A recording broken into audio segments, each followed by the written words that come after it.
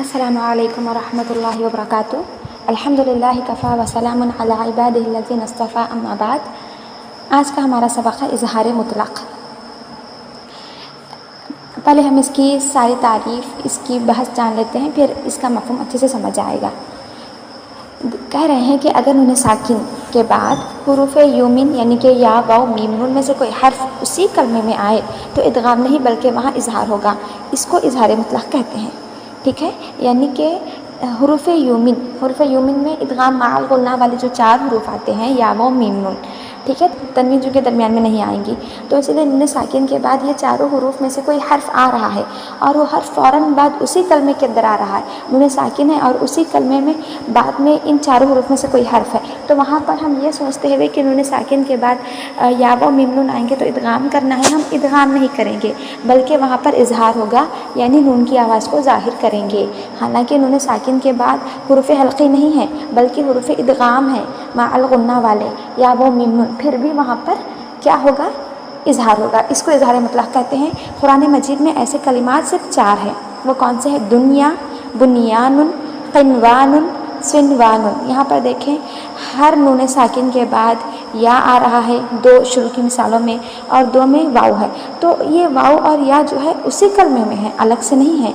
और इदगाम के लिए होता क्या है कि या वो मीम नून वाले जो हरूफ है ये बाद के कलमे के इब्तिदा में होते हैं और तनवीन या नून साकिन ये उससे पहले के कलमे के लास्ट में इख्तिताम पर होते हैं। इस लिहाज से इदगाम की शर्त यह है कि नून साकिन पहले कलमे के आखिर में हो और हुरूफ़ यूमिन यानी या मीम वाव नून में से कोई हर्फ दूसरे कलमे के शुरू में हो।